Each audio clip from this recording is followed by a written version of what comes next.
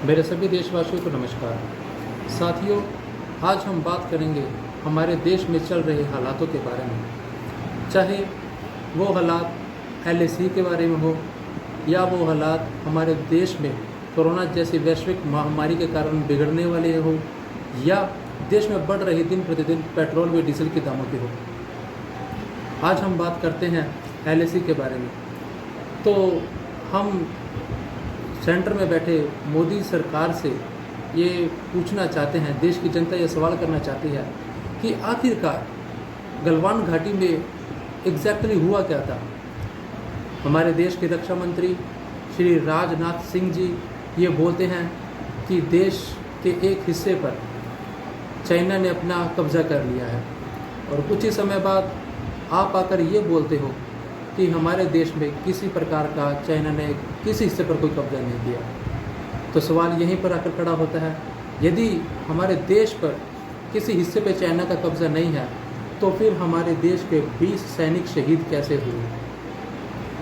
तो मोदी जी, देश की जनता के सवालों का जवाब दीजिए। हम आपसे पूछना चाहते हैं, असल में सच्चाई क्या है? ऐसा क्या है जो आप जनता से छुपा रहे हो? ऐसा क्या है जिसके कारण आप चाइना के आगे सरेंडर कर रहे हो? आप किस तथ्य के आधार पर चाइना को क्लीन चिट दे रहे हो? हमारे देश के जो वीर सपूत दिन रात उस सरहदों पर खड़कर देश की रक्षा करते हैं, आज उन वीर शहीदों को पंजाब प्रदेश कांग्रेस सेवा दल यंग ब्रिगेड द्वारा श्रद्धांजलि अर्पित की गई।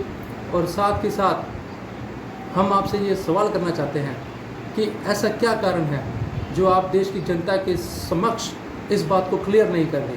आप क्लियर कीजिए। और साथ ही हम बात करते हैं देश में फैल रही कोरोना जैसी वैश्विक महामारी के बारे में। आज केंद्र में बैठी सत्ता में बैठी सरकार का उसकी तरफ कोई विशेष ध्यान नहीं है। और आज देखिए, जिस समय देश के अंदर कोरोना के पेशेंट बहुत कम थे, उस समय संपूर्ण भारत को लॉकडाउन कर कर्फ्यू लगा दिया गया था। और आज हालात ऐसे हैं कि एक एक दिन में 15 से 19 हज़ार के बीच में मामले आ रहे हैं, और उसके बाद भी देश को खुला रखा हुआ है। ऐसा क्यों?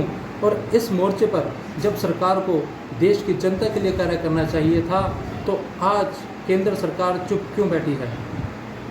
तो आपको देश की जनता की परवाह क्यों नहीं है?